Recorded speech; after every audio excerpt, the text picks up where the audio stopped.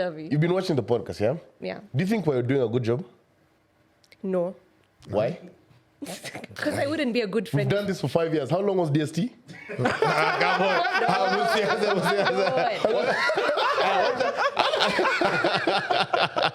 So your place, escorts, ni 4K.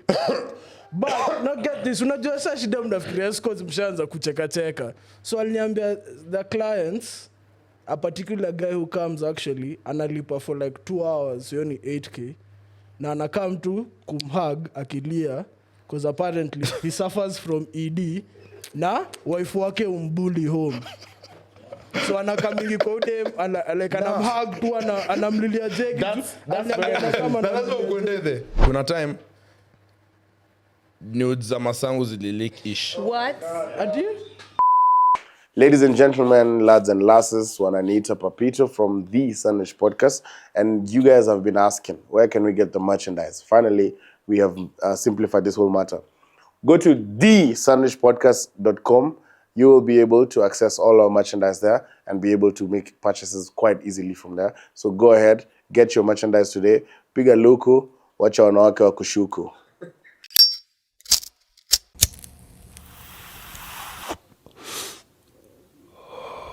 Switches flying high in them private jets. Mada kumada beat lazima kaibada. Si niulize mbona nimenyanya. Si unajua niko juu ya shada. One, two, you know, reason of the vibes. Welcome to a very, very special episode of the Sandwich Podcast. You heard your boy, the bad boy, and Pep, the Don Juan, so to your mama. Women's Rep 2027, the truth, the answer, the question. And I'm here with my amazing co-hosts. Yeah man, Tony Kibbs ama ukipenda Black Diamond ama Black D ama Kibbs the Visionary. Unajua black people wakitakanga kukaa nikawa kwa smart wanavanga miwani. Iko na maboys wengi si a prescription. Okay, innocent. Okay, Hizi ndo zilikuwa zinatangwa geeks. Hapana, wacha zilikuwa zinatangwa geeks. Yeah, big shout out to Byron man. Geeks. Biggie, shout out to Biggie. Ako na best yake anauza nasikia kwa ground inaitwa Digolo. Mnaita mabest squeeze. Ako na best anauza. Supporting small business. Yeah, so na support leo. So hakuna venye mnafaa kuzidis juu tuna push business. Mimi naitwa George Nyamita lakini wananiita Papito Mr. Make Shit Happen. Haujapeana tiko bro, uja make shit. Buda, wewe uja make shit happen man. Bro, I told you I need them to glaze me now. Bro, you don't know niko na praise king. Hadi ulikuwa na lip gloss. Niko na praise king na like vile wasona beg. You know the thing is kuna like 80 people asking for one ticket. This is like because on it bamba. Alafu mnafikiria world hunger itawaisha. Can never end. There's too many hungry people in this world. Yeah, na leo kwa blankets wanitumie tiko ni pena. Hawajatuma tiko. Wanapanga. By the time hii episode inatoka itakuwa wiki ya blankets. Ngoja. No, it. Oh, yeah, so blankets is next this coming Sunday. Yeah. As this drops. Sunday, yeah. So hopefully, if blankets send me my ticket this week, then I can give it. Apana, Mr. Make Shit Happen. Make shit happen. Wewe usijiite hivyo tena. Mimi ni 12 yangu 5 kupea stranger. Unaenda kuona Thames, unaenda kuona Chimano. Unaenda kumsuka sini kumuona. Na niliwaambia, so wanatujenga mall access. Chimano Ukiniona backstage na Thames alone. Save her. Utakuwa na Chimano. Save her. Oye cheki, to introduce Nimrat kwanza alafu turudi. Tente Chimano siendi. But yes. So Nimzi man, leo tuko join na actually when you're a friend of the podcast, leo tuna vibe tuna. By the way, see interview, see for anyone who thinks this is an interview, no, this is not an interview, but it's a very tipsy episode. But a major shout going out to Nimrat. Kwaje man. What's up? I'm happy to be here. Can I start with the what everyone says? You know, I've been watching you for so many years. Yeah. Kuna watu wengi na finally yeah, like you to watch for real. So yeah, but seriously, I've been watching Sandwich Star Search, and I think that's the funniest shit ever. If you really have been watching the Sandwich Podcast, nilijua tu Kierere itaanza. You know, I came knowing Papito is going to be. Usimuite hivyo. Serious smoke. Tell me. You've been watching the podcast, yeah? Yeah. Do you think we're doing a good job? No. Why? Because I wouldn't be a good friend. We've done this for 5 years. How long was DST? Come on.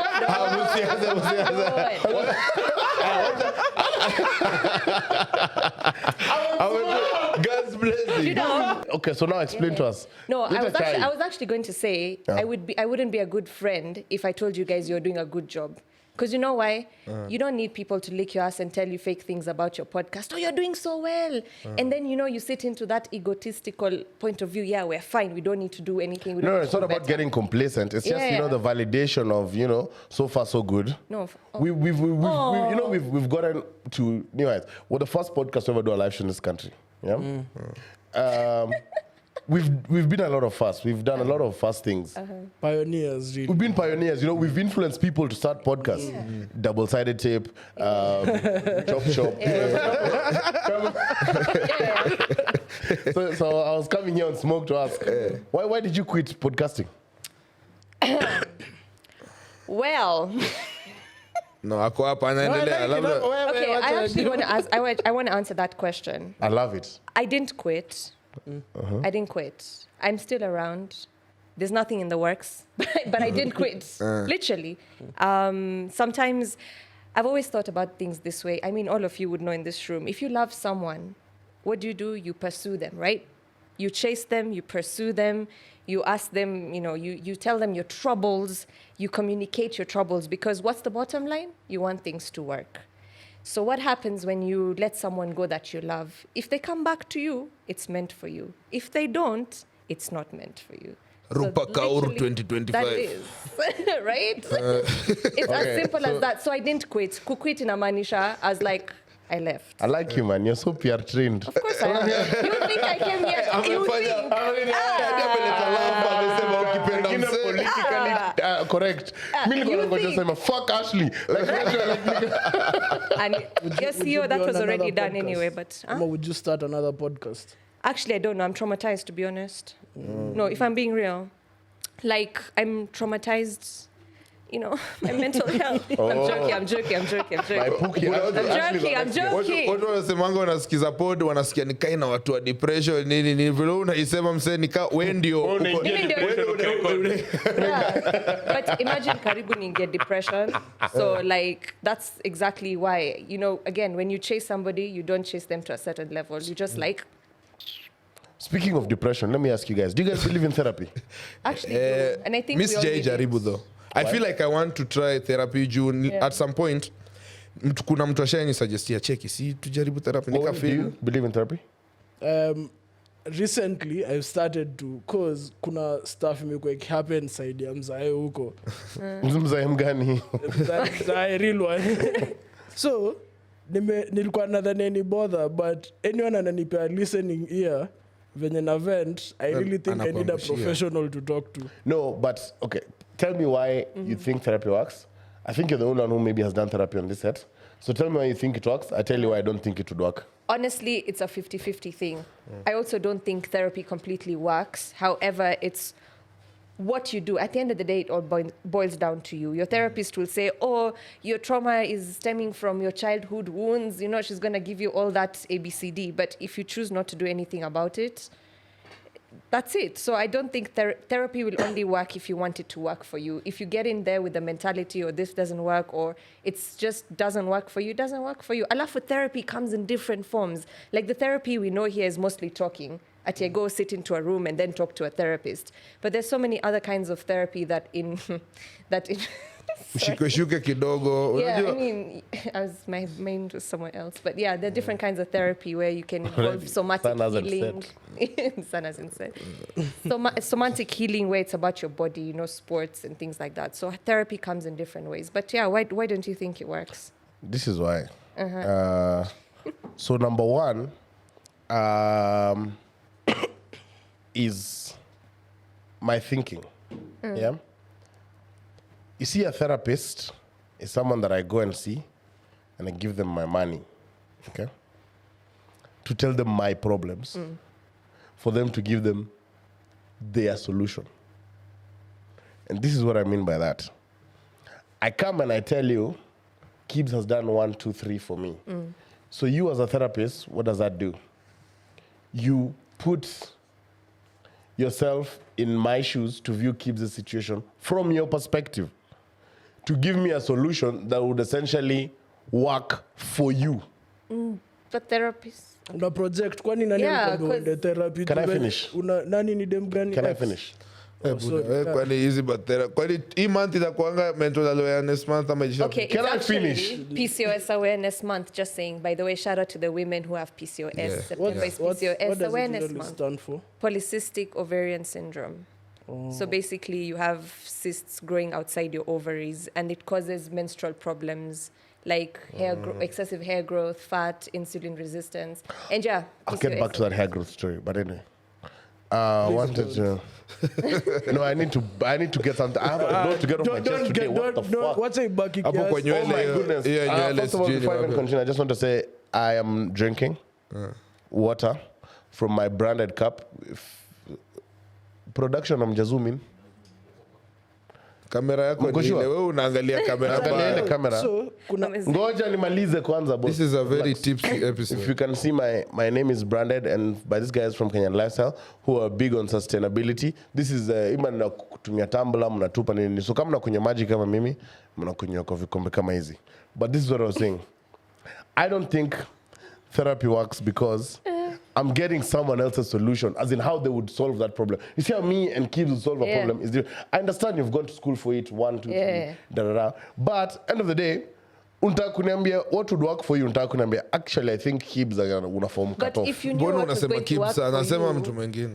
then you wouldn't need to speak to someone. So I should not speak to anyone? No, you should speak to them so that No, they but can, I'm here because they speaking. help you That's why I come- understand. Are you okay? No, but that's why I come to the podcast every Friday. By the way, podcasts are therapeutic. That's no lie. But That is true, hata by mimi the way. look forward to Fridays kukuja kuambia tu Release too. mambo yangu. But I also lie a lot here, so I don't believe anything I'm saying. Speaking of lying, kuna wasee wengi wamekuwa wakisema kuna albums kali zimekuwa zikitoka, na pia kuna wasee wengi wamekuwa wakisema kuna albums Let's get into it. Cheki, work Let's get into it. zimekuwa zikitoka. So however you view it ni perspective I'll yako, talk on that lakini album. kuna albums zimetoka lately. First of all, by the way, wacha nimpe flowers zake kwanza before waseme mkuje mseme mambo yenyu. A major shout going out to Wanyamari Ogengo. Huyo ni Nyashinski. Nyashinski is actually a good writer. Mi nimemfeel agree. leo. I Nimemfeel. nimeingia Twitter nikasearch Nyashinski. The first tweet ilikuwa I don't care if I get cancelled. Charlie Kirk had it coming. My name is Nyashinski and I just released my album Yanasu and it's straight ass. Let me tell you guys. What? You guys, I think if you've listened to our podcast time and again, you understand that I have been Nyashinski's biggest supporter. Yeah, on this podcast. wewe pekee ndo umesimama na Nyashinski. Mi He has nimemtambua, dropped si the tulisquash album beef yetu. Yariasu today. I listened to it. I took the day off today from work to listen to this album. And guys, I can Naitwa really tell you, Yariasu. he puts the nyash in Nyashinski. Bro dropped 2-pack of booty. We might need Sedo back. Bro, Sedo was right. You know the kind. You only one play. Hashtag Sedo was right. We might need Sedo back. And I'm not even saying, let me tell you guys. And you know, even checking by Byron's theory of song number 3 being the best song. What is number 3? Number 3 is Cheeks. Wow. As in already, I'm so used to Nyashinski being very upbeat that Ni mkali, ndo maana nilianza na Mnoma, kuandika, kusema by the way kuandika. ule boys na ana sing na ana rap. Sijaisikia mnaweza describe album ikoaje like apart from let it. me describe it. Amuta describe. it's like Avril in a hip hop setting. Okay, I get what you're saying. Kwa sababu ukisikia beats zake the same ametumia, they seem like very kind of ningesema average beats. Amedropadia mapiano. Hadi kuna mapiano inaitwa something my Don't money. Play With My Money. Don't play with my money. Yeah. That's track number 2. Ya kwanza ni inaitwa Legendary. Niliona press release yake ingine akisema ati anajaribu different flavors kwa album. Kila time artist useme hivyo. Unajua. They were cooking with the stove off. Bro, So did not mimi nikisema Sedo kwa ile story awange kosana hivyo, mnaona kenye nilikuwa namaanisha. So they needed each other. Yeah, so, cause the Nyashinski mwenye mimi nilikuwa napenda. Ule si ati nilikuwa napenda, mwenye nilikuwa naweza sikia ngoma yake niseme ile baby hizo ma whatever. Si whatever, hizo ngoma zake duos- zingine. Kuna duos mob zime break up Kenya basi.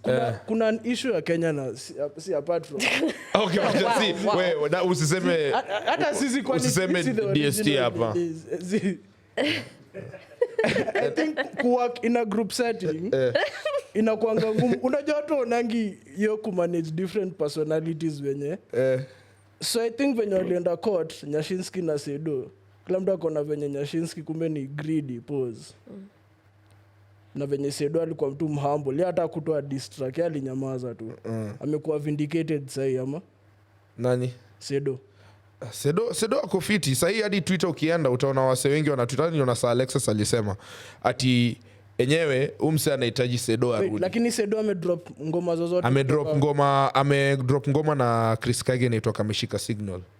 Kushika kwa streets.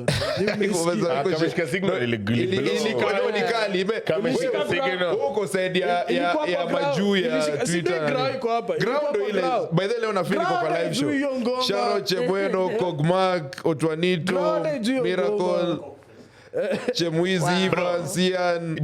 If you guys would believe it, there is 1, 2, 3, 4, 5, 7, 8, 9, 10, 11, 12, 13.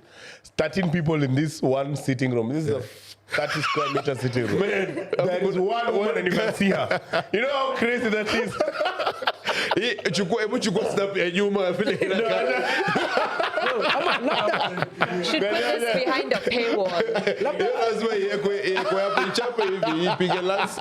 Labda album ya Nyashinski ilikuwa for the women. Labda naenda. Okay, have you had the album? Then I haven't. Nah, this is crazy. But all I'm going to say about Nyash is, you know that lyric that he says, when they've been gossiping, I've been busy. Yeah. So it's exactly Let what me we're tell you, doing. I think he He's been finished his busy. talent dissing Sedo.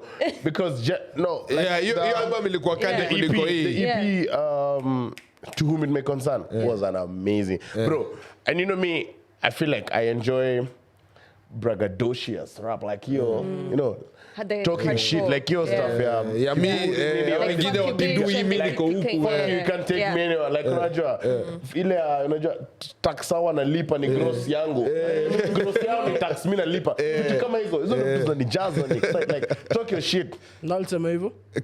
Nyashinski.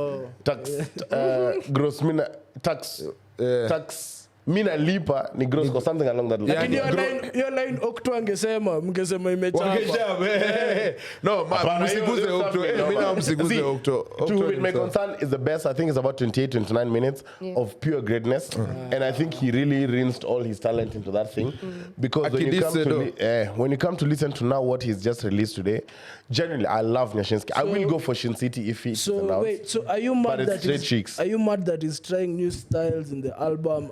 He's just become different, and there's nothing to write home about. I have a question. Do you guys think that artists now feel the pressure to become more commercial than niche? Or when they reach a certain stage of their profession, let's say this is a rapper you've known, excuse me, and then he's been rapping all his life, but now because, for example, Amapiano is the new hit music, Afrobeats, or whatever is hitting right now, do you think artists now feel the pressure that for me to continue to be relevant and to penetrate certain markets, which is a majority market, for example, pop, and do you think these guys feel pressured to actually create music for that? I think Can I start? It's a numbers game at the end of the day. It's like a streaming numbers thing. Yeah, so here's the thing. For our guy here, Nyash, I feel because he recently signed the deal with Sony. Yeah.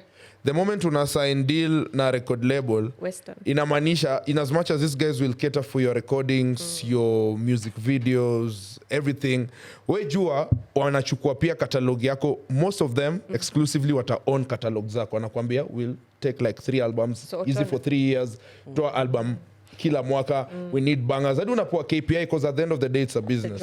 Ni job, ni biz. But unakuanga umepigwa hadi deposit, umepewa hadi do. So I feel like artists tunafanga ku create sa ile unajisikia. Sa ile umefeel kuna energy fit una create and not ku meet KPIs na kuanza lazima ati nitoe ngoma hii August. That's unaona Drake alitiza Iceman. Labda hata amerudi kwa studio tena tu kusema labda change kitu.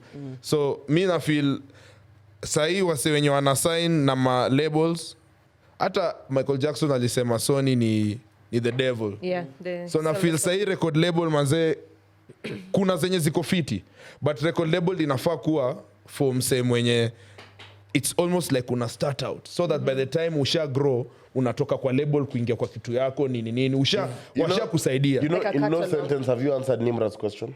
I know nimeanswer. Wenye wanajua we answer. So when we had Zaituni here, shout out to her, Chum, chum. Yeah, Zaituni Yeah. talked about as an artist, because she'd been in the game for 7 years and she blew up last year. So she talked about being an artist and chasing a hit and having artistic integrity. So Alsema, it's easy to chase the popular sound. Utasikia beat ya mapiano, urukeona na mapiano beat kama boys wenyu Nyash. Yeah, kwa hiyo ngoma. But sir, all that proves to me is kitu nimesema since arudi kutoka US, his second stint as an artist, amelack artistic integrity. Nyi mnasema amesell out sahi. Mi nasema msa alisell out venye alirudi. Venye alitoa malaika. Hapo ndo mngefaa kujua this is not the same nigga clip. Juu alikuwa na rap ile kaningekuwa msanii wasana. Hiyo ndo time alisell out. But sa kwa point yako ya labels, I don't think msanii ana start out anafaa kwa label. Juu unajua sawa hata own catalog yako. Hautaiget buda. Okay, yeah. I mean, money aspect aside, I understand what he means by the pressure, because pressure. it's like, Okay, pia it's like ukona- radio and podcasting. Ukija podcast, there are no rules. Like the rules are minimal. Unakuja una release, una feel it's like therapy. And then every day when you do radio, you have to say your 5 links need to be 15 seconds, 30 seconds. So that structure in a cool limit in a way. Yeah, yeah. Let I get what me you're let me give Wewe let me give my answer swali answer. ulijiuliza. Because wewe ndo unafiki answer tumeanza Nimrat's swali. So I don't know much about record labels and how they operate and that whole interaction, so I will not speak much about it. Don't touch my hair. My haircut is very expensive. Kuna picha iliyeko IG pale tutaweka hapa. Msema mjengo. Wewe kwani ulikuwa unapiga mjengo ukiwa kitambo basi? No, I've been poor. Wow. Not You've that poor. you've tasted poverty. I've tasted poverty. I've tasted wealth. I advise wash. Anyway, what I'm saying, I don't know much about record labels, so I would not answer about that.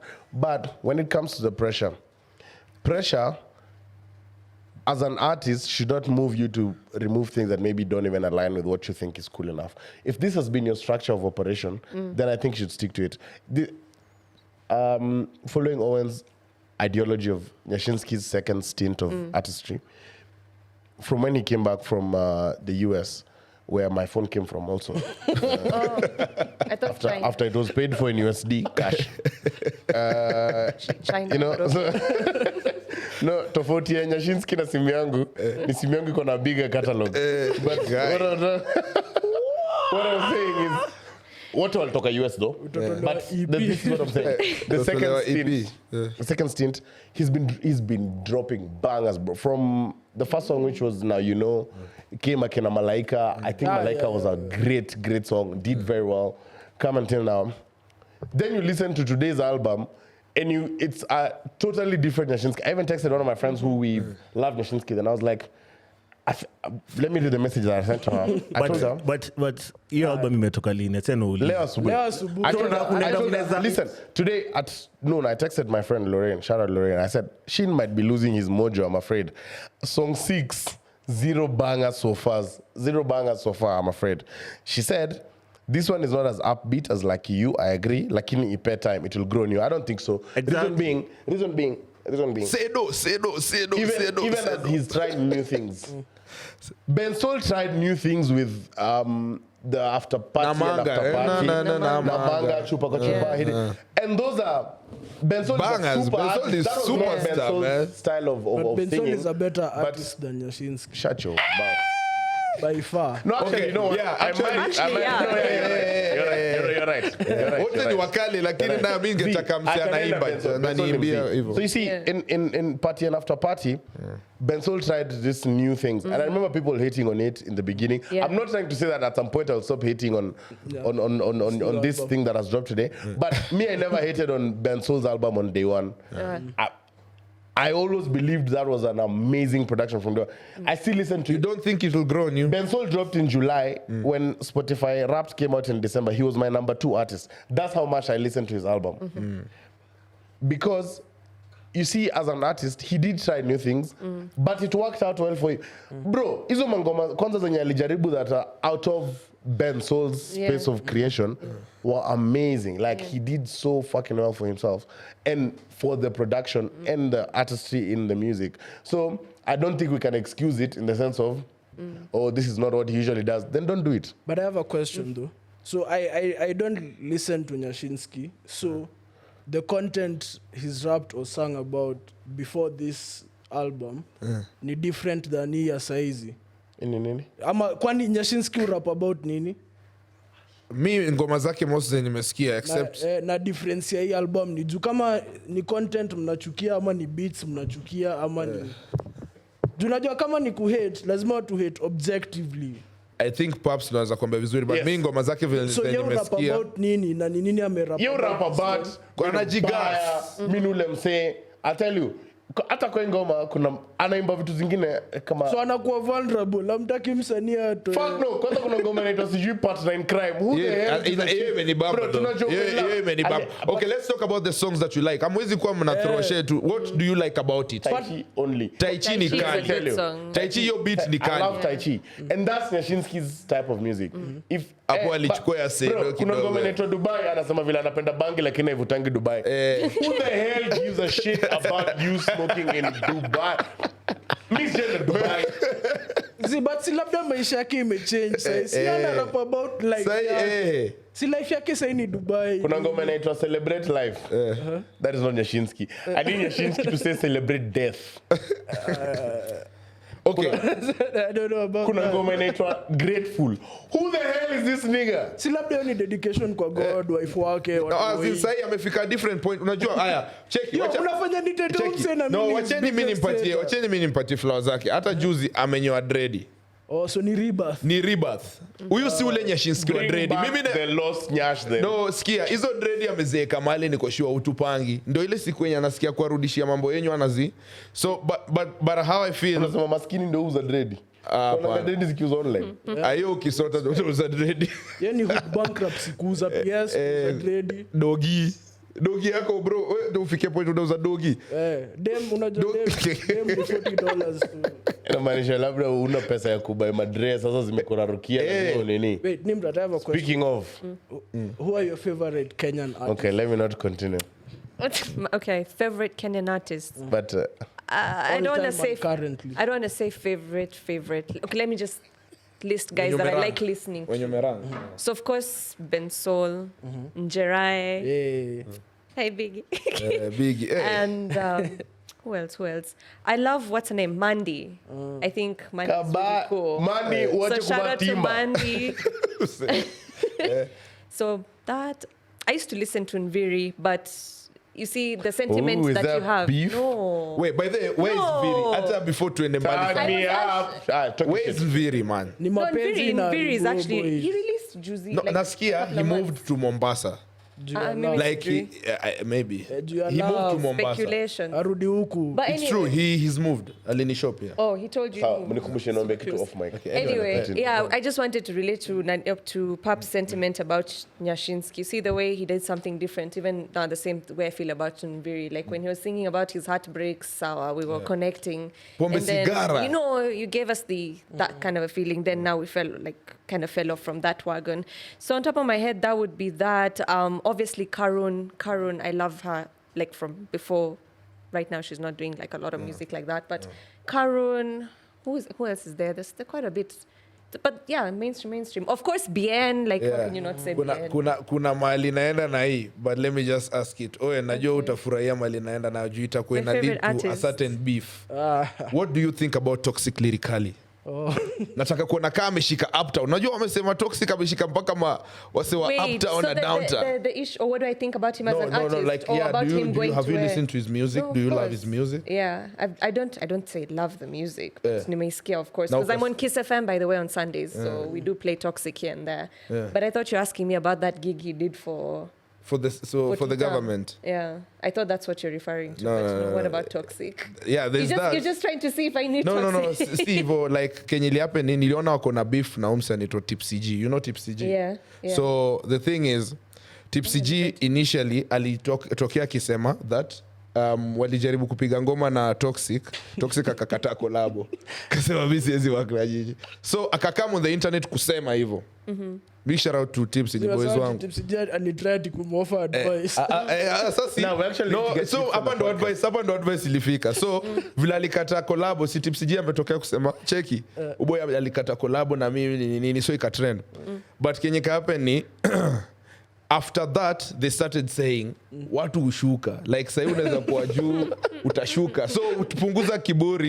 Can I wakamwambia punguza kiburi because watu ushuka chini. So hiyo ndo the advice they were talking about. So Toxic ako live tu unajua kazi zile za majuu like kazi umse ako na aura deadly. Pause but your live ilikuwa na so much aura going on. Can I say something? I think I saw Toxic's response. Akisema mnani advice. First of all, I met Tipsy in LD. We'll get him here. Hata mimi alinishow. Should I call him right now and ask him about the story? Pige. Okay, ikibackfire tutaikata. Usikate. When's the last time Tipsy G had a hit? Hata a hit song, a song too. Amedrop juzi.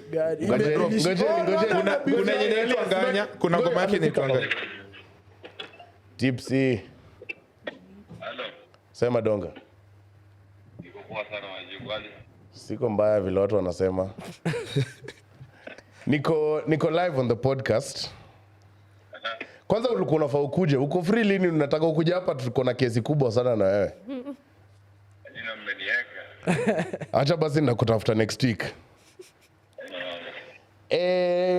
So tuko live on the podcast. Hapa kuna hii discussion ya hii beef yenu na Toxic. Bro, kwani ulisema nini? Kuhusu nani? Kuhusu Toxic. Bro wangu mimi nampenda sana. Si niliona juzi kulikuwa na kitu online sijui Toxic response to Tipsy sijui what. Akakwambia plaki alipata kitambo sana. Leo mbona ndo na respond kwa kitu sijaongea mzee. Lakini alikuwa na time nilikuwa nimebonga nikasema venye ile story yake ya kupata kwa collab ni nini. So nilikuwa nimebonga kitu kuhusu hii industry wezi grow peke yako ni nini. So juzi venye nimepost that nimepata plake yangu ya 100,000 subscribers. Ikabaki amebonga ati venye alifika mbele yangu yako 200,000. Tuelewa sasa nimeshinda kujibu sana. Sawa, fanya hivi usijibu kwanza mwacha tuone kama next week Friday unafanya nini? Muulize kata jibu Toxic kwa ngoma. Wacha watu kwa internet ataki. Fanya hivi kuja come to record next week Friday. Hapana sikuje bila response. Wacha nda kupigia next week bro. Response live. Sawa bro, wewe wacha nitongea.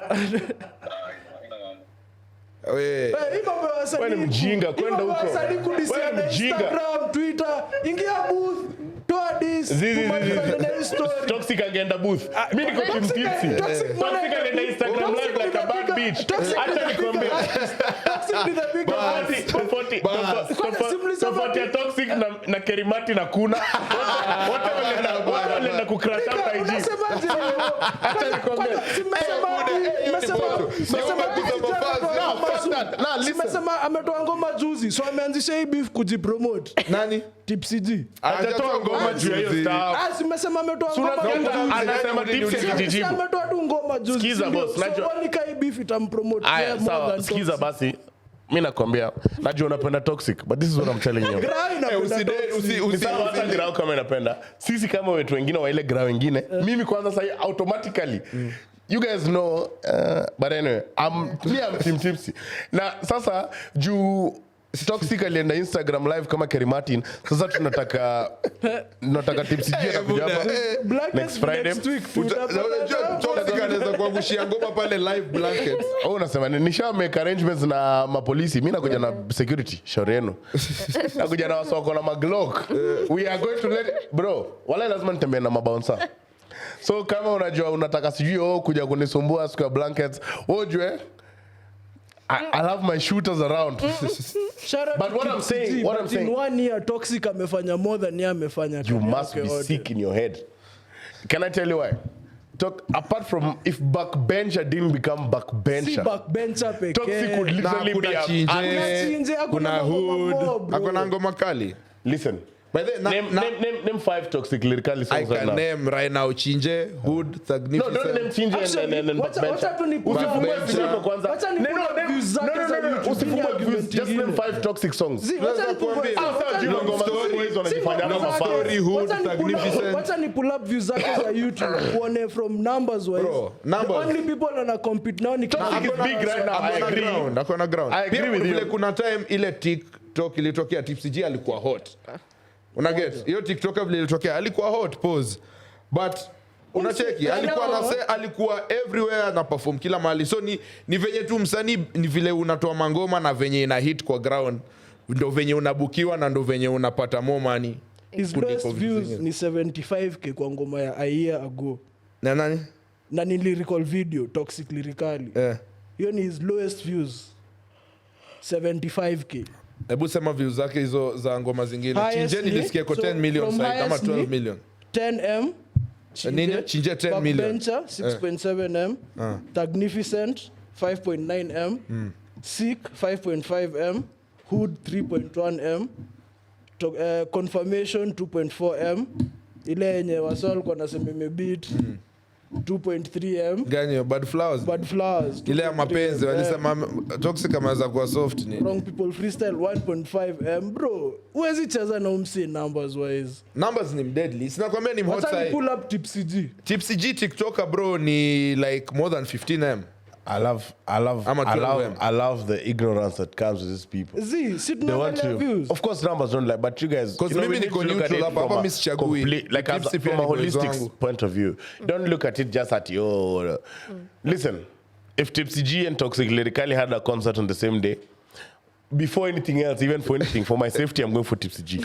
Number 2, for my own enjoyment, I'm going for Tipsy G. There's nothing that Toxic for me is doing better than Tipsy G.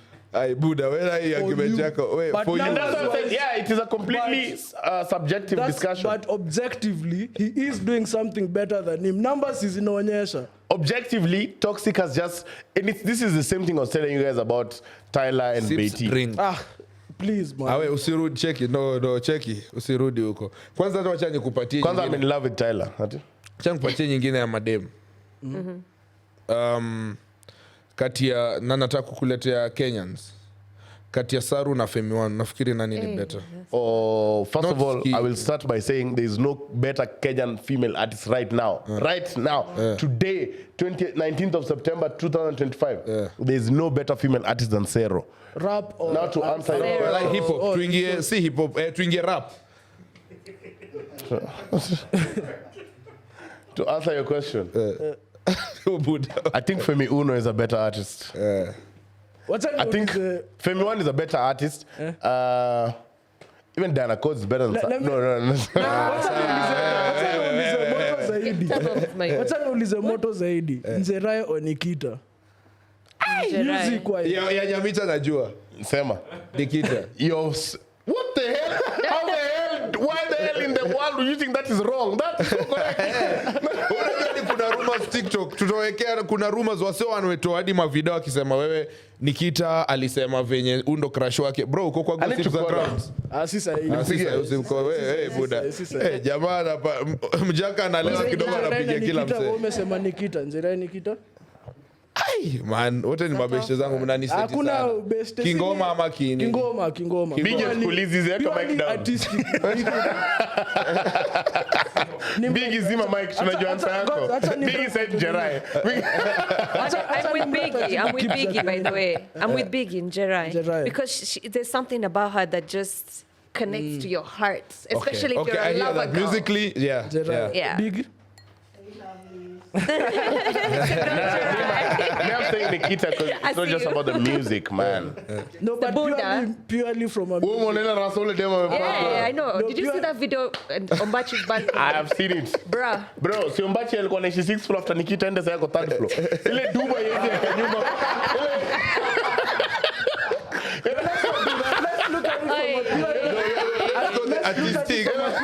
Artistic way. Twende inside. Ile duba yeye ya nyuma Kwa muziki cheki. nikaenda na Njerae only cause na feel same Nimrat amesema ngoma za Njerae zina feel more authentic than za Nikita. And I agree with you. Njerae It's in the booty, no? alipitia hiyo love yo alibeg for it for once you. again. Ngoma za Nikita Once ina again, feel record label ndo ilikuja ikaribu vitu. Kenye nilikuwa nawaambia. Me, I don't know much about record. Akimake ile X Yeah, nini yeah, hapo yeah. nilikuwa na mfeel ile nilikuwa na feel udem ameimba by the way. That was before the record label story. Me, I don't know much about record Same thing. labels. Same But I'll thing. tell you guys. Record labels bro wanakuja wanakufanya Kwanza, unatoa ngoma zingine. Mbona ujapanga ile episode ya Sero? Ya Sero. Walinipigia time fulani mazeni zangu zilikuwa zimeshika. Wapigie waumbio. Let me tell you guys, you know even DM'd Zangu Sero. zilikuwa zimeshika wazeni kasiko ataka call. I went for her concert on the Tutaongea. 4th of September. Guys, genuinely, it was such a intimate thing at Alchemist. It was so good. Sero's album, Dusk to Dawn, I will vouch for it for the rest of my life.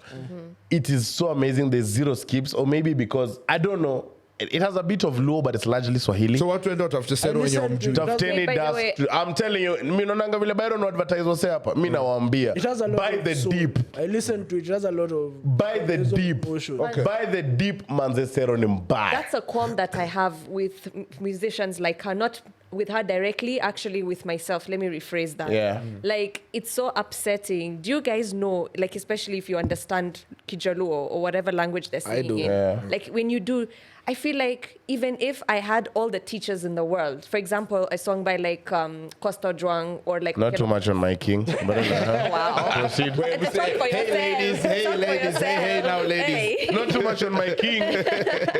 Respect, Daddy ladies. C.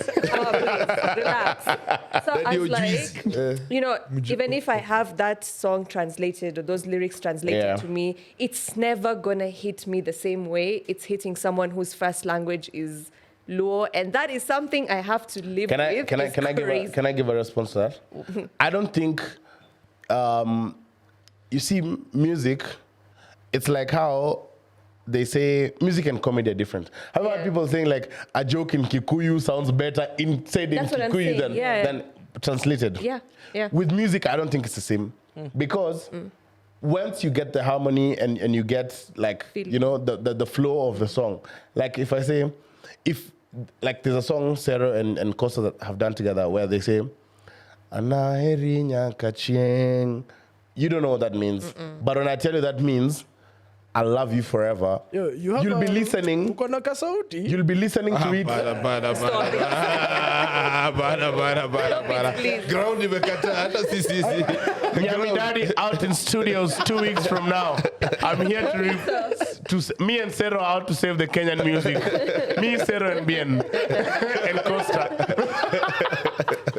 But what I'm saying is, with music is very different because you don't need to like do a translation of how it's just all you need to know is understand what they're saying. Because if I tell you Anaheri Nyakachieng means I love you forever, then the next time you hear how them harmonizing it will click for you that, oh my God, even in whatever they're saying, it feels thinking so about beautiful.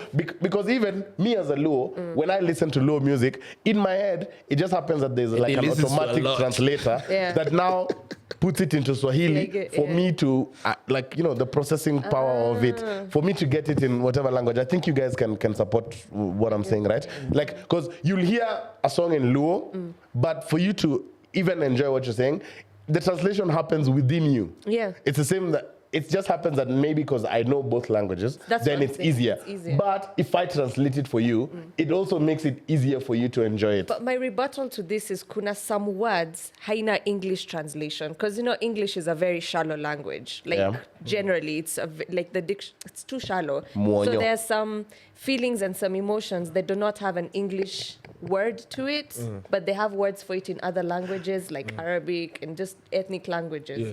So sometimes that feeling of that word haina English Do translation. you know, you'd be very shocked to learn that, I can tell you, I'm not 100% fluent in Luo. Yeah.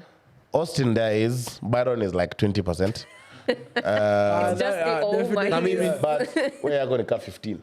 Yangu ni 60. So you can't be 60. Naweza ongea nawe kijaka mpaka kesho. You're a madman.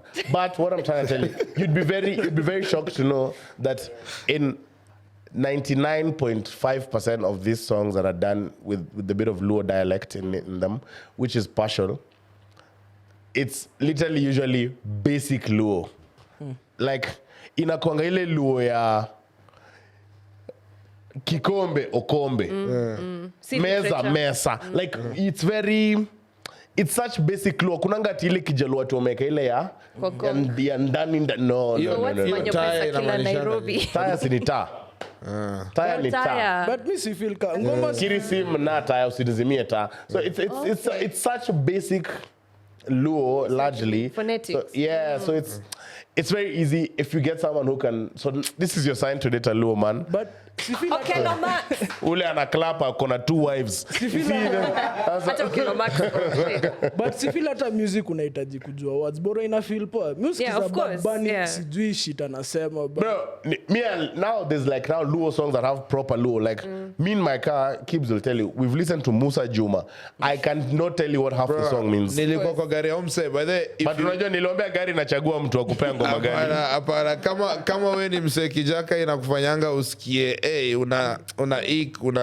ukiingia kwa gari ya umse unaweza dedi juu umse mazee tuliplay kijaka kutoka hapa hadi Kasarani Stadium unaweza imagine Wongo. Hatukusikiza tilo. alafu vile ni complain anaeka Beyonce like just when Oh my you know so You're a beehive. No. Not Beehive really. I just think she's an amazing artist, bro. Anyway. unajua kwa najua kusoma hadi sijui Jay-Z's babe has done so very little that cannot be appreciated. I just think she needs to just chill like their mom and relax and they wanted to retire. start a Fuck casino. no. Yeah. Bae. Not Bay. Yo, so- Bay. Anyway, like I don't want them behind. Beyonce. Give us more music, man. niko na a bit of a funny segue nilitaka kuibring up time ya therapy juu msema different types of therapy so kuna woo therapy What? Woo. yeah like earth girls woo you know Me, I think you don't so know there's that's why I am submit to That's Me, the rich to kind of Kenyans. one, yeah. So shout out to her. I don't want to easy joke at all, so as you go offended. But you know, kwanza especially me believe in astrology, but sikujoina go this deep. So there's a lady on Twitter. She does that astrology thingy. Let me just read you her rate card. Namjua hizi prices. So there's something called energy exchange. Could someone please Google what energy exchange means? Jumia nye najua ni ile ya sex, but clearly isi hiyo. So kwani unalipia ukigoogle energy exchange 15 minutes sent as an audio is 1,888 bob. Okay. Aya, 20 minutes sent as a video ama done via Google Meet is 3,777 bob. 30 minutes done also as a video ama Google Meet 4,444 bob. Is it a thing the angel numbers ama? 40 minutes same thing sent 40 minutes 5,555. 60 to 90 minutes 6,666. Aya, hiyo ni energy exchange. Umepata meaning? What does it mean? In spiritual terms, energy exchange is a mutual flow of energy between people where something of value is given and received, enhancing the connection and relationship between them. This exchange, whether through conversation, healing, or financial support, aims to be balanced with each person providing and receiving something of value, leading to mutual growth, deeper connection, and spiritual elevation. Situlipia tufanyie kwa podcast. Mi niko down for that. Muulize kama anataka. Tumlipe next week akuje kwanza zile tips ya kwapa. Mimi niko na mtu wenyewe. Tufanye mpaka na tipsy. You don't want a secret. So offerings ni at ancestral readings, Ancestral readings. yeah, spirit guide readings, Atuambie mbona tips ya like toxic. higher self readings, akashic readings, na sound spirit baby readings, watu uliua ama ulinini. Spirit baby. Maristops readings basically. Sijui spirit baby nini na mediumship readings. Hiyo ni ile kuongesha ghost. So aya iko na definition. So Wait. ancestral healing ni clearing and healing any ancestral blockages and patterns that come up, ile trauma ya familia. Nimeona mapasta wakikuja shag zetu kufanya shit kama hizo, but siko labda mapasta tu ni vile wana red card, but I feel wanafanyanga the same thing for a certain amount of money. Also just feed your ancestors. Because msezi toka all the way from Kisumu unakuja huku hadi Nax, bro, si karibu kuombea base like a shamba house. I don't pour libation for my ancestors. Walikuwa lazy. Yeah, if you don't pour libation. Unaangalia type ya drink unakunywa. Kama ni drink iko chini ya thao. Lakini there's some of you can just know your ancestors were collaborators.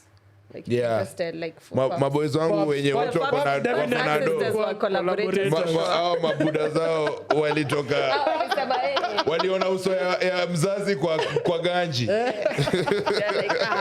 So unasema Nyamita ni dynasty. This one acheni jinga. Bro, unajua sasa podcast uchukua vitu wanazo ufala. Hadi uongo ni jokes guys, ni jokes. Amejam sana. Mko na ujinga sana. Amejam sana. Ni uongo. Let me ask imagine that time.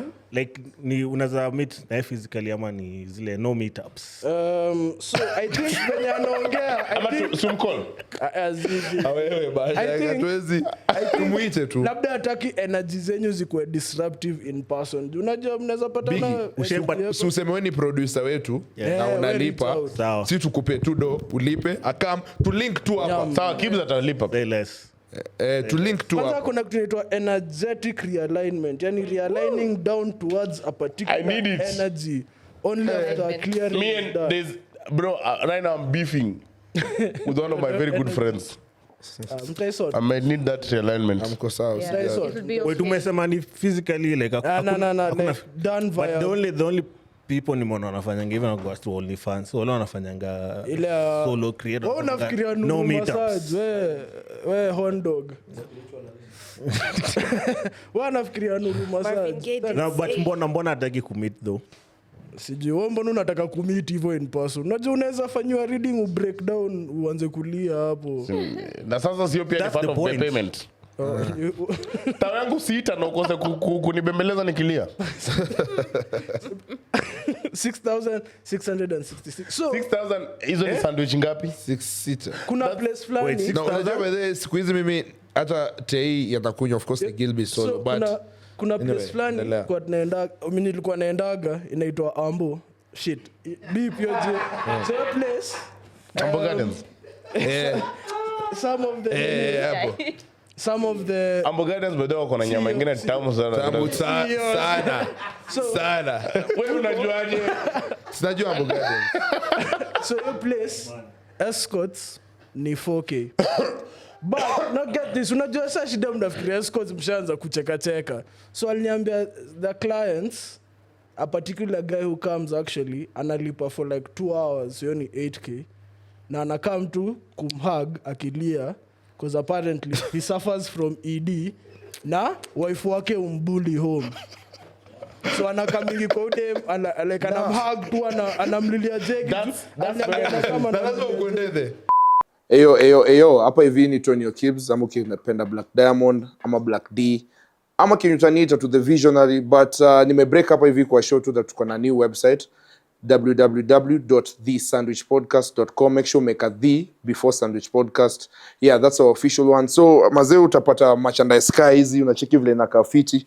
Yeah, so whichever color unataka, any types, tuko na different flavors, kitu yote unadai unapata. So yeah, kuna of course the web store hapo hivyo, na pia utacheki tu website, unaweza listen, unaweza fanya vitu mob now. So make sure you head over to www.thesandwichpodcast.com na jibambe man. Mimi naambia acheni ni kule rafiki mwenye unaambianga kitu nje ya podcast anasema hapa.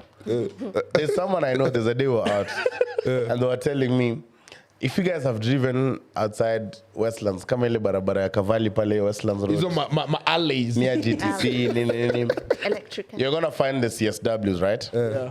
So this guy told me there's a day this babe had broke him so bad. He drove. You know, he even gave me an idea. I was like, you're a very smart guy. Alienda akadrive hapo, akapata mademo kwa hapo nini, na akamwambia mmoja wao kama. Mwambia vingia. Akamuuliza cheki. Nini sijui how much, I think alimwambia sijui ilikuwa I don't know what rate she gave, but akamwambia nataka nikupe 2,000. akadrive nayo demo akasema sawa, akaingia. So jamaa anampea 2,000. Akamwambia lakini wallahi sidai kuzama. Sidai box. Nataka tu unisikize. I mean, Wala alimpea 2K na akamlilia, akampea, akasema nikitoka hapa niende nililie maboys wangu watanicheka forever. So acha nikupe 2,000, wewe nisikize tu shida zangu zote. Hata usio wewe nisikize tu, wacha nilie, after nimemaliza toka kwa gari enda. Na kaenda kapark mali West, akalia, akamwambia hizo mashida zote, akampea tao yake Bex na hiyo riba ikaisha. forms of therapy ndio hiyo. Na sasa unataka nene niongee na mtu mwenye nilipisha 4-5 per hour. Si lazima. Ode mmoja 2,000 ni kama 5 hours. Vile hivi Na inakabadi na slope. So hata nimebring up your story juu off mic before to record. Na mita alikuwa ananiambia story fulani ya Twitter. Nani amekwambia story ya Twitter? Ile nini? Ile tweet ile Au sinwekele. Hiyo nimekwambia. So apparently on Twitter, me didn't see this thing by the pia mimi niliambiwa second hand after Nyamita, so niliambiwa ka fourth hand. So apparently there's a babe on Twitter who started a thread kisema venye so she had a homosexual at a place. It's not a homosexual. No, a homosexual. Yeah. What is that? Who is a Yeah, homosexual? a homosexual is a nigga who doesn't have a place to live. So he hooks up with a babe and in exchange for sex Na alale kwako. anabaki kwa nyumba ya mtu. So Shit. but now so apparently kwa hii thread they hooked up sijui after a night out mahali. I think ni Kavali bado. Sasa wamechukua. No, that's not the story. Nasema This guy talks about how this guy DM'd up. Unajua story na unaacha ni. This guy DM'd up akalenga, then udem aka post kwa Insta stories kumoja like akiwa home, I think just a snap. So msa akamuuliza, is this place X and X? Udem akamwambia yes, how do you? Akamwambia kwanza nimechukua BNB mtaa. Maybe tunaweza hang around once or twice. Okay, sawa. Udem akamwambia sawa nini. So siku moja I think akapost snap late at night nini. Uba akarespond akamwambia should I come with wine nini. Then the nigga went with wine. They had wine. Uba is akamwambia Udem akamwambia check na dai kudozi nini. Get to stepping. The guy was akakicrocs. So after kukicrocs, Wait, Udem alimnini? Alimfukuza kwa keja? sasa ni day one ile Uba is amemletea wine nini. So sasa ikakuwa okay, cool. Then apparently Omsa akamtext akamwambia I really wish I should have taken things further yesterday night and stuff like that. I wish I would have really texted after me kiss. Then at some point this guy was like, hey, check him. So now it became a thing when this guy would just show up, maybe breakfast or lunch or dinner, wherever, and they would hang because he was same building. Sometimes when amechukua BNB, he works in Mombasa, he's just in Nairobi for. Cool. For one night on. So ile anashow nini so siku moja amecheki. Kwanza anadai kuhama anadai kutafuta keja. Can I crash at yours for like a week as I akasema, you know what, I've experienced how hard it is to house hunt in Nairobi, so bro, this guy was there for a whooping almost 4 months. Only for this 6 months, yeah? Or 6 months? 6 months, bro. Because at some point she asked him like, hey Buddha, wagwizi. Umse akaanza kuchangia rent, anampea 10K. Hadi wakaenda super wakifanya shopping. Time ya kulipa ameweka vitu zake yana nenda simama nje. Afanye lecture anasimama nyuma yake ana. Zi yana nenda nje. Guy. Real nigga. So he can't stand. Alitoa 10K once, right? Ilikuwa once. Wait, were they dating? Bro. Were they dating? No, not date. So now later on, though, them anakuja ku admit that you know what? This boy was beating the box.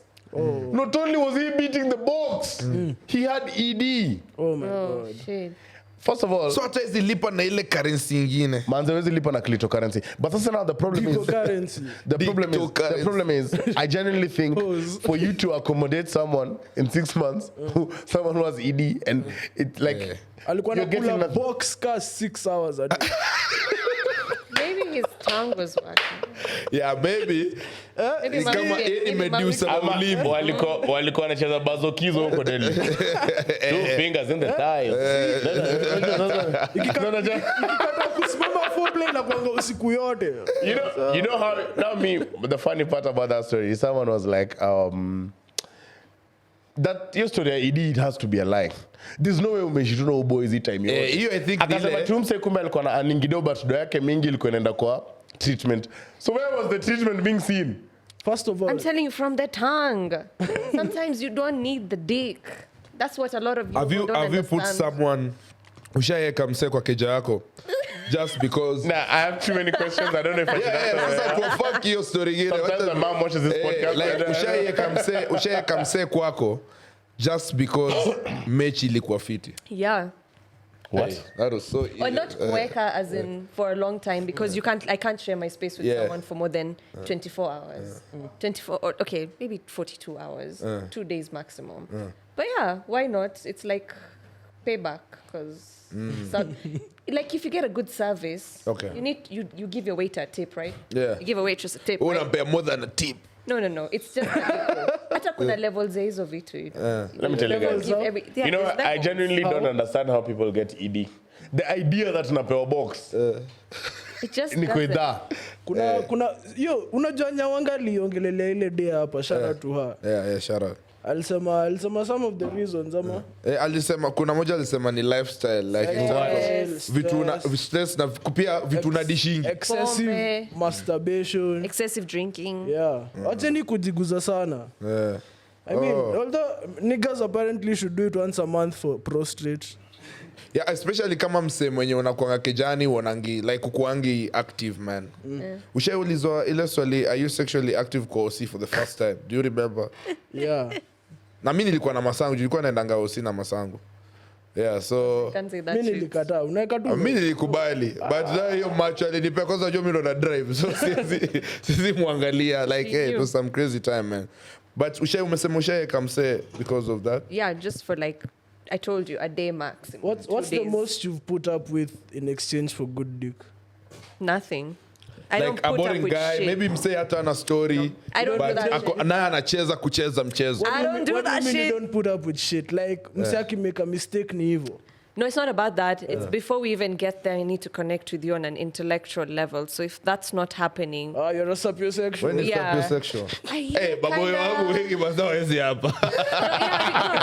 Na wako kwa hii room hapa hivi. Hey, look at this horny niggas doing this. Niggas don't spend one and do clocking. Hapa beze. You're so performative. Hapa hivi kwanza. So he like, but for real, like you need to stimulate up there before you stimulate down there. It's just as simple as that. Also, humor is an important part of everything. If you can't crack a joke, you can't take a joke, then it can't. Then let's go all the way. Owen ndo uliza hii lakini leo mimi ndo nitauliza. Yeah. What's your kind of person? We.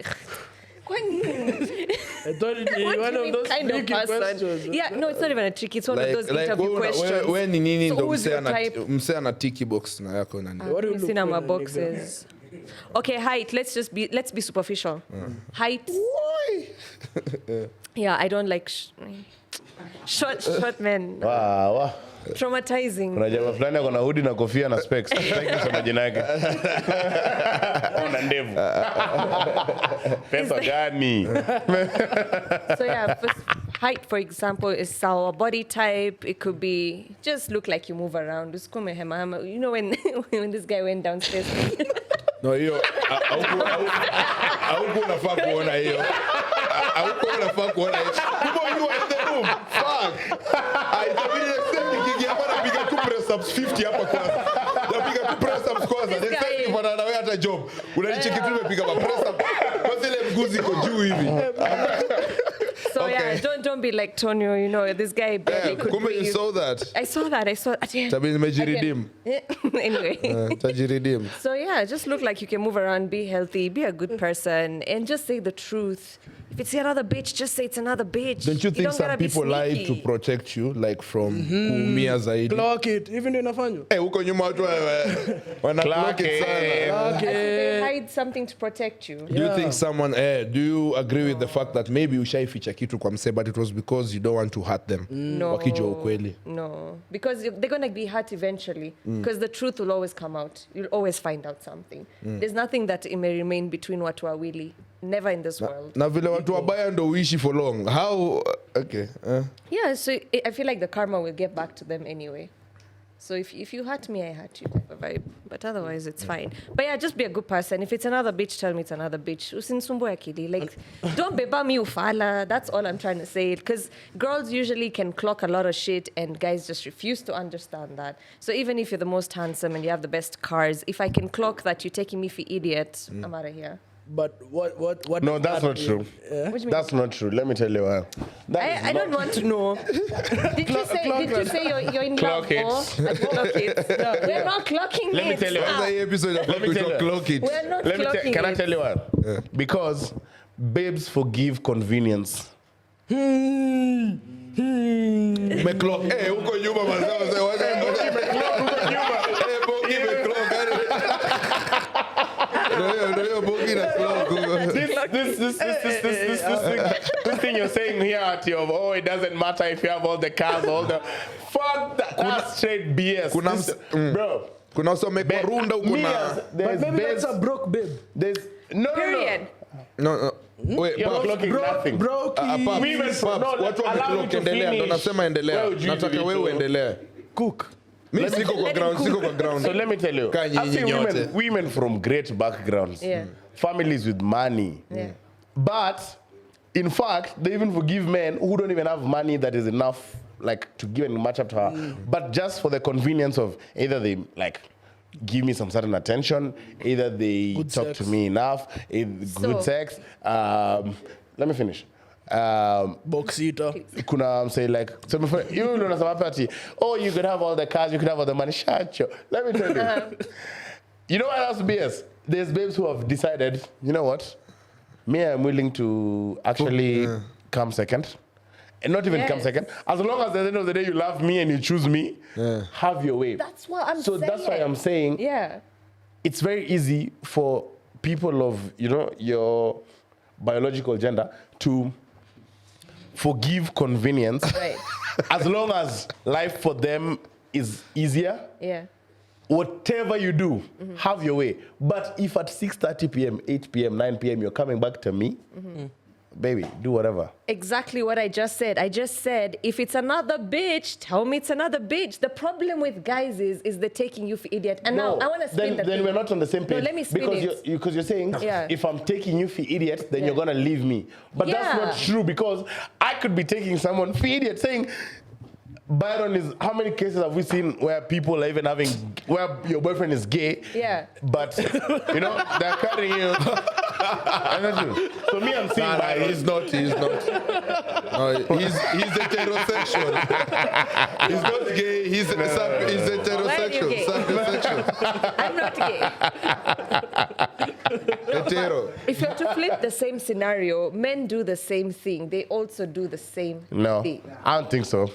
Would you? I don't think so. Yeah. Well, I see that another man, I'm out. It's actually Let me true, explain. though. You know why? As much as, like you say, for a woman, they're forgiving convenience, like you said, right? Maybe there's something I'm getting out of this man that makes me forgive him for those actions that I don't agree with. Isn't that what you're saying? Yeah. It's the same thing with men. That's why men will settle for any woman who is ready when he's ready to settle, because she's there, not because she actually likes her. Same thing, because what is he getting from her? A willingness to get married, a willingness of being in that position. This is a woman who's desperate to be, settled Then down. now we're on the same page. And I agree with you, because, and you know what, It's you can the same categorize flip. both men who forgive convenience and women who forgive Right. convenience. All of them bums. They have a lack of self-confidence and they have work to do. And they don't love themselves. Yo, some people are just real lovers, man. It's not Mshaisota nyinyi. a What lack are you of saying? self-confidence. Mshaisota hadi. No, some Okay. people actually real lovers. You're Hey. like, yo, let me Yeah. forgive this person. Maybe But they're gonna yeah, for get sure. better. For sure. Me, Owen. I can love someone who wants two people. That's fine. I just need to know. Hey. That's it. So you'd be Picasso, in I a- like it. you'd Guys, be we're in a- wrapping up the episode. Me and Nimrat have it. You'd be in a trap. Are we talking about that story, Yeah. by the way? Yeah. Which story? The thropo, is it the throuple or quadruple Fourple. story? I don't know much one about that it. went I don't have anything to say about On it. air. It should have been me. But I mean, no, who said that? I think you said that. But hypothetically, would you be in a throuple or a for No, for no. quintuple? No. I ain't sharing myself. I feel like You can adults share. should be allowed, even if you want to be with 5 people. Yeah, but that's true. Who said that? Who said? Me, I do it for the double standards. I'm allowed to do it, but my girl isn't. Sharon Mundia. fuck off. Patricia Kioro. Wait. Queen Gadoni. Hey, turn me the fuck up. Nah, my bad. Guys, I think I'm going off the deep end. Na kuna combinations zingine na wewe ni greedy. Hiyo ndio ile ya Biblia ile gluttony. This is S. Hiyo ni This is S. Hiyo ni ile gluttony ile Nairobi has ever been graced with. Who the fuck leaked that story, bro? I don't know. Na walikuwa tu kawa kwa nne basi labda kulikuwa na I photographer. know what would be leaking though. Kwa form.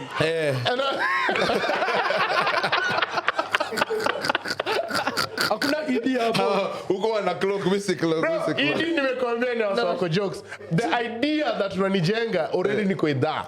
So unajua, I think Mary Stops iko na stuff ya ED actually. Unajua Mary Stops guys si ya one purpose peke.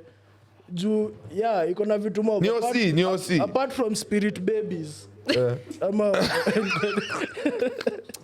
Yeah, I think it does do something about that. Yeah. Yeah. Mbona team imerudi hapo tena? Oh, triples.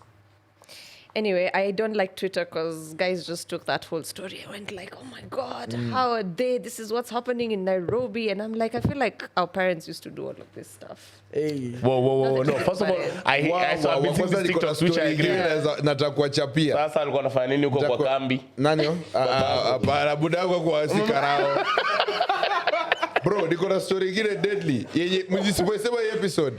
Labda mtaisikia Comedy Central. Like kuna time ni hii kitu it's a very tipsy episode. Nimekuja hii kitu kajuo, but yeah, this will sound too crazy, very crazy, but in the last story to keep up. Mkae na mimi kwa hii story. Kuna time nudes za masangu zilileak ish. What? Adi? No fucking way. This has been the Sunday podcast. No. This is a story you need to say so far. You need to say this so far.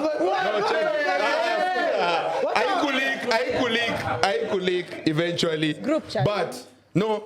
So the story is, unaona kama sasa hivi vile mimi kuna mjunior mdogo.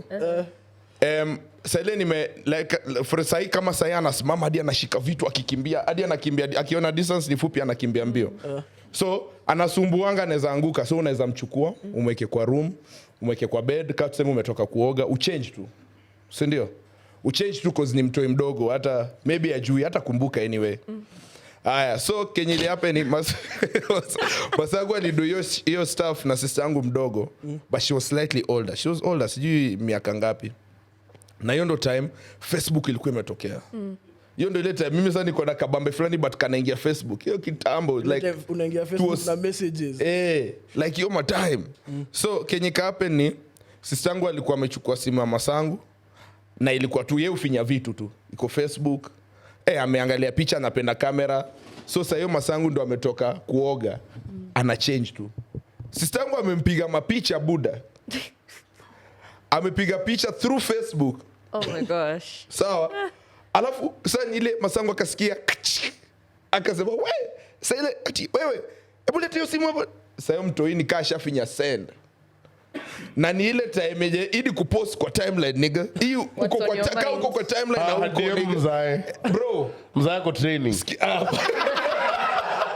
Budake unanyesea kwa kijabe. Hapa tuna baba. Zi bro. Sasa hii company masangu by the time anachukua simu anaona like hii stuff ni kind send but hana bundles. Na ni ile time ya age. Okay. But the fact that una bundles, labda network ilikuwa mbaya, si bundles na kitu isend. Masangu saa akafanya hivi tu, akatoka akavaa mbio. Ile umeduga mbio, unaishia kwa ofisi, juu kwa ofisi kuna internet strong, ni ethernet inapita na wire, so pale internet iko stable. Hiyo time hata kuwa na ma wifi, ni hiyo time. Bro, akaenda kwa kompi yake Facebook akapata ni kama ndio vile login ndio ina post kona kaa 2 seconds ama nini. Hii ni story yake alinichapia sa the rest of the story. Akaitoa immediately.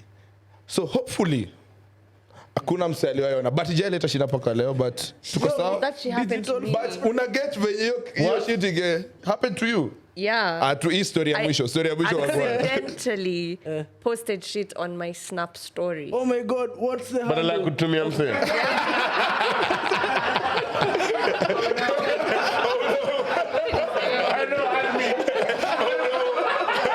I'm too sad. I need to block you. Give me your username. It was one of those, and that's the time you thank God. You know, most of the time you're complaining, this internet is slow.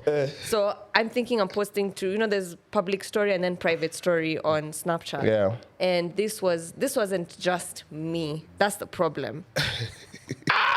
Freak, yeah. Yeah. So, but yeah, it wasn't just me. So now when I'm supposed to send this to someone, it went on post on your story, and then it's the public Snapchat story.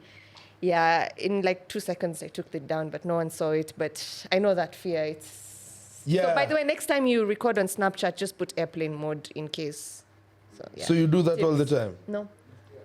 Labda kuna msee alikuwa tu rada ameanatuka pop up. No. What? No, there was no. I checked, but oh my gosh, shit, man.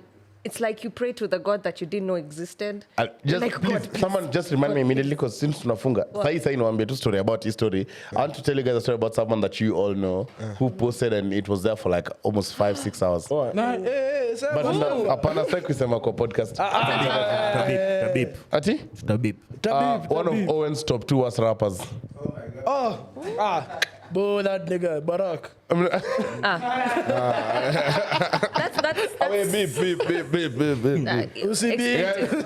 This has been the Sandwich Podcast. Songs of the week Ngoja. before 20. 2025, are your nudes leaking, especially if you're a babe? Could it be a career booster? I mean, people will know you more, but not for the right reasons, of course. Yeah. But sasa kitu ina happen tu ni unapata ti mabrand hazitaki kuassociate na wewe sijui nini kama uko hiyo side, but kama ni msetu uko 9 to 5 ni watu wangapi najua uko 9 to 5 wao wanaanzisha tu account nyingine wanaanza upya. Yeah, and they start Ikawa life umekuwa again. baptized tu like unaanza upya na unaendelea na life na kwanza una accept unakuwa private ni nini. I know kuna watu wenye walienda hadi Telegram vitu zao zilileak. Because juzi Quintasha alienda Kasho na alikuwa like the celeb. Endo alikuwa celeb. Wezi niambia wase wajai watch nini hawajai support. Quintasha is like Shout out to Quintasha, man. probably top 5 Ministry of Water and biggest African earners, top 5. No, but ni mjanja, mimi na respect us all. Honestly, I really don't think. gari yake. I think ni culture too. I think here, like the way the same story for polyamory was such a big deal, I think our culture is still not there where people can just forget. Because like in a place like the States, how many times do you, the nudes got leaked and then people forget about it, and the person continues to get brand deals, they still get endorsed. If Shida ya Twitter ni ukiongeanga tu kidogo hivi mtu anakurushia. I think ni culture too ya huku bado we're not hapo kwa comments jibu hiyo basi.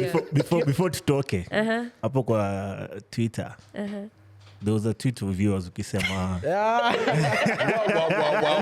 How could we not get there tumalize episode? Hii mtusamehe story. Mtusamehe tu. Ukisema kuna watu wanaibanga content Twitter wanapeleka TikTok. Ati? Wewe hiyo taki. Actually, let me rephrase what I said and beep that shit. Let me rephrase. Mimi sitaki lawsuit tafadhali. Na takusu. Si watu ngapi watamsuu before ya suu mtu. I don't say. You're actually right though. Yeah, I don't want. See, uko right. So Hiyo ni intellectual property ama? About to beep hapo Mbona to beep the thief? Sorry, continue. I don't want a defamation lawsuit. No, but tutabip Gina. Tabip Gina. Let me rephrase my tweet. Also, by the way, if you've been on my Twitter and my close friends on Instagram, the crash out has been a bomb. I've had a beautiful time. In fact, by now, when I'm recording Sandwich, let me just say, last time I was here for Sandwich, the crash out was going to be a big one. But sahi umeona nimetulia nimecheka. So I'm okay right now. I'm kind of healing. Not yet, but I'm kind of healing. Anyway, my tweet, to be exact, said, "Damn, I've been here struggling with content while it's as simple as kuiba tweet na kuweka IG." That's all I Na said. video yako Dance. No, you know, I actually think, because someone who I've seen do that is Neville. No, there's so many actually, including Neville, if that's what you say. I did not say that. There's so many people. I said it. No, mimi napendanga content yake though. He's my guy. Ungesoma tu Twitter. He's my guy. He's But my a guy. lot of He's my people guy. do that, and I don't see anything wrong with it. And for me, the reason why I'm saying that is because it's the truth. At that state that I was in my mind, anyway, by the way, I got a lot of work that I need to do, and I am struggling with content. So in my head, I'm like, okay, what are guys doing? What's the simplest thing to do? Yeah. Pick up a tweet. So it's just fair game. It has nothing It is to do fair. with nobody. But also, I feel like maybe why, if me I was Neville, why I would be upset is because, you know, But who said- no, I'm just saying if I Labda ni was, G songs Jilo. I don't know who that is. Me, I'm talking about Nakumbuka G-Song the Zero. That was, that is 2016 about 2015. But I wanna Me, I'm say talking about the people that I know and who I Yeah. follow. Okay. Jack Kiwa. You know, Yeah, even that guy Jackie does that. Osol. Yeah, Jack Hughes. kuna ule mwingine ki what? Anyway, Watu wengi masa. what I'm trying to say Yeah. is because Kogmak. Kogmak. Big shout out Kogmak. at least Kogmaka ni make it to a No, vibe. Kogmak Yeah. anapiga wera. Hiyo inashutiwa inaeditiwa. Big shout out.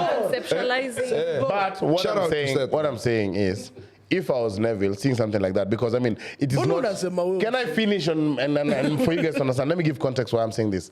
It is not news that people have called Neville out for picking content from Twitter and putting it on his TikTok or his Instagram, right? Why I would feel bad about you saying that is because me and you have been to this studio at the same time, right? I don't give DM.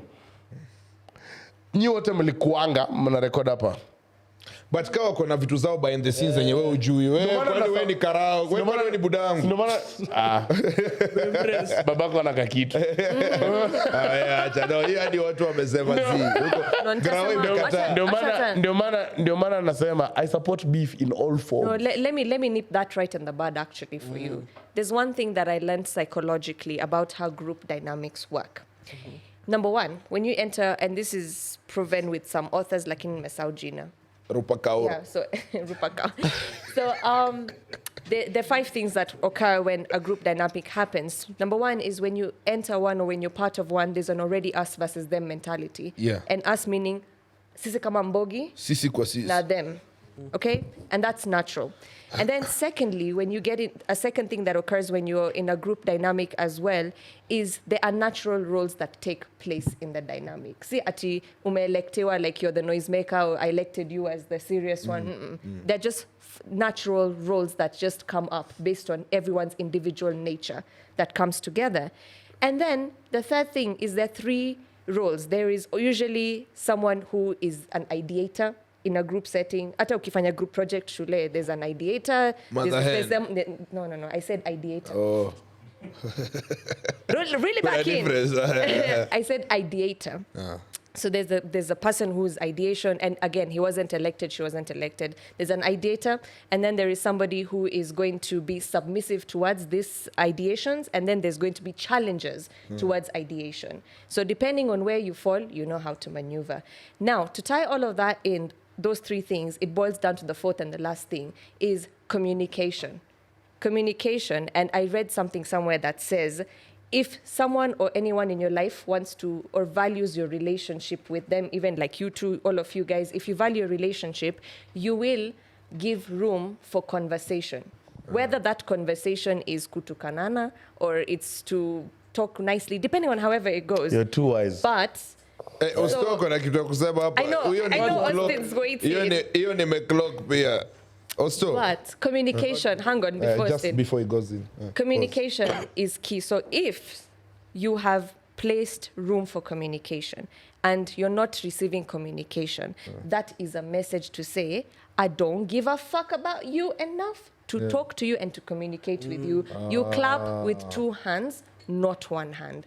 So again, if someone wants to maintain a relationship, One hand is a they slap. will talk to you. Your communication, it'll happen. Word. You uta communicate. You'll be like, you know, whatever the case is, I still want to be. You still hold some place in my life for me to bother with that. But if you don't, then for why? For what?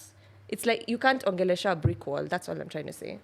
Clock that thermos. So one-sided effort, basically. No, I'm not.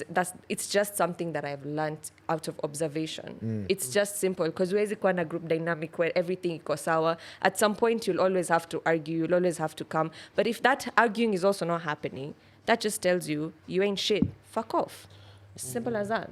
Do imagine if Sandwich Podcast fixes it? No, thank you very much. Because again, you Tunaweka can't. ikuwe biashara. Let me Inakuwa remind biashara. you cannot fix things with people who do not want to fix things with you. The sooner you realize that in any dynamic, the better for you. Okay. Because unajiwaste tu. Au watu wanaendelea na maisha unajisumbua ya nini uko unalia kila siku. Whoa, guys will move on. So you just take your L and you leave and you go do the best that you can in your life. And you be like, you know what? I did the best I could. If that wasn't good, cool. You move. You don't But- be heartbroken like Papsi. So at some point in the future, No pair receives Look who straight. had the last laugh, nigga. let's say at some point in the future, said people become, let's say they recognize what they might have done wrong and are open to a conversation. Is that somewhere you'd be willing to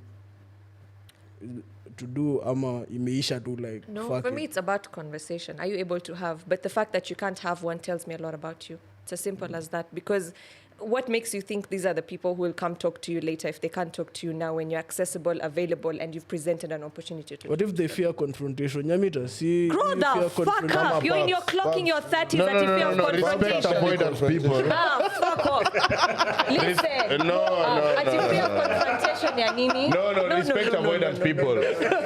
Tafadhali tuheshimiwe. Listen, I just don't want to fight. I am actually a believer of we can ignore something and it goes away. That's the problem. That's actually the problem because a lot of the times you guys think confrontation has to be an argument. It's not about an Confrontation argument. doesn't have Just to be a discussing fight. it makes me uncomfortable. Grow up. Touch your problem. Fuck no! Please, mwambie. Yeah, anatupanga stress. Dem anatulecture kwa podcast yetu. What the hell is going on around here? Na yake ilianguka. Leo umepata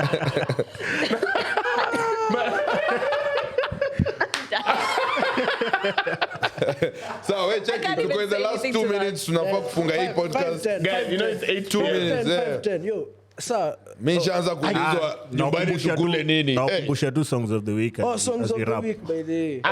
If Songs you of the guys week. think I'm not gonna give you a Sero song, you're wrong. I have a Sero song again. Mine Yeah. is Nakuombea, in bracket not alone. don't even have my phone.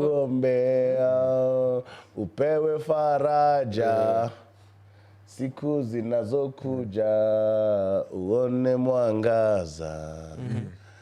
Nae Maulana. Buda, kwani utaimba kila kitu? That's akupe neema. That's enough. Is that the national anthem? Walai, Sero, God bless you, man. I Yako love ni- Sero. I yako ni love her gani? music. Leo nataka kupatia Mamba atupatie songs of the Leo ni- week. Mamba kwani amelipwa? Hii ni inaka peyola. Paid partnership. Big Peyola. partnership. Songs of the week. No, amekuwa akisikiza yangu- amekuwa akisikiza ma podcast. It's okay. Yangu Sikia ni- ma mix. Msoma mix yako ni DJ Lighter 5. Lighter, hot grabber. Yangu ni inaitwa Last Summer by Julia Wolf. Nilianza kumsikiza more after ayekwe kwa intro ya Doghouse na Drizzy Drake. Nice. As mkitafutanga zenyu mko na opinion gani about the bag and the paper bag? Yo, oh my god bro. Fuck both of them. I watched the bag for the first time ever last week tukipregame na boys wangu before Hey, tuende iko na out. wasupa. Bro, the bag sinks. I hear. Shout out to Kim Nick D. Amazing DJ bro, but yo kitu niliwatch nilikuwa na focus on the babes. Iko na some of the finest women nimeona Nairobi. Wanaitwa Na ita- Icandi. na itafanya nirudi ni watch the bag 1 to 5 car movie. I honestly Series. find it like mainstream of a set as hell. Bro is talking about I the bag. don't even- They can't find on destination. I don't even care I about think the it's so music. mainstream. I was just looking at the babes. Kwanza kuna wenye walikuwa on the left side kabisa. Moja alikuwa na braces, mwingine Wait, alikuwa they were both dreaded. You even You know wait. their faces. No, you know what you guys need to watch? There's a chick on TikTok who does bash analysis, groove analysis. Yeah. So these videos of chicks behind DJ booths and stuff like that, she analyzes the way those chicks do like dance and like there's a hater and there's all of these things. She's so fucking fun. You guys need to watch that. Akifanya, I don't know what is she called? Just search for I'm telling you those groove babes. analysis. And then You'll get the there's gist. one I follow on It's too IG. funny. Even. She's called Nicole something. Amazing boobs. Yani. Hey. Oh, wow. zilikuwa tu Okay, kwa screen. Nimrat, your song of the week. So this week- Amweke Nyashinski moja.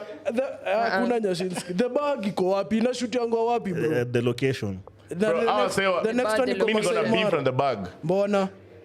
waliacha kunitumia matiko. Nilikuwa natumia so after wameacha kunitumia I'm upset. Walileta wasupa alafu sasa wakatoa pubs. Unajua walikuwa wanaleta time. Wasupa alikuanga kwanza mimi nilienda ile. Leo tunashanga naona Kang'ethe hapo. My brother I love you and you looked good but toka kwa screen. Niliona Kang'ethe nyuma ya DJ kashinda.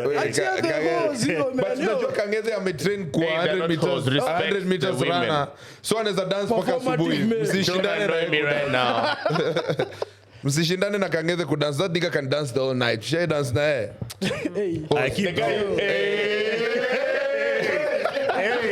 This has been the sandwich podcast.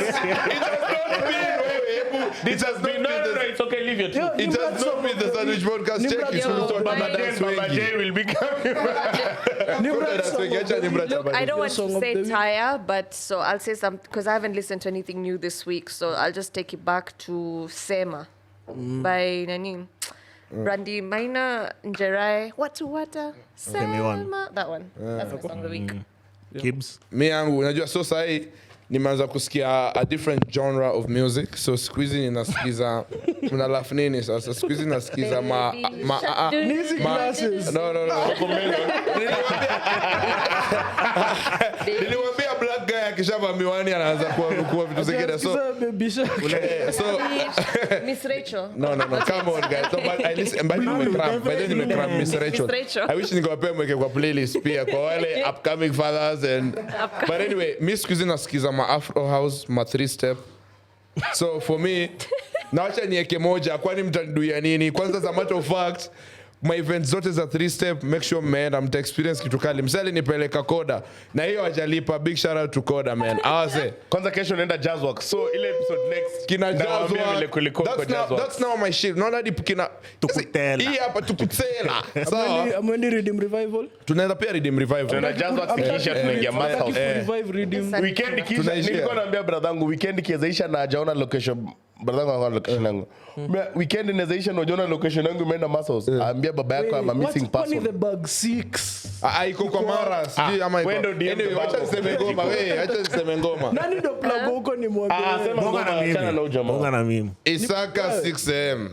Bro, that is a shit song man. Anyway, Isaka 6am. Hiyo ngoma mimi unajua na kuna place yangu ya kwenda job. So yangu. Big. Let's use that. Big thing of R&B.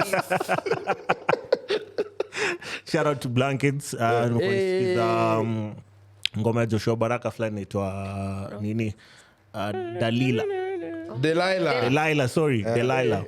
Big najua album yake Growing Pains. Hey there. Nice. No. Tupatane Blankets by the way. Blankets. Mkiniko this week.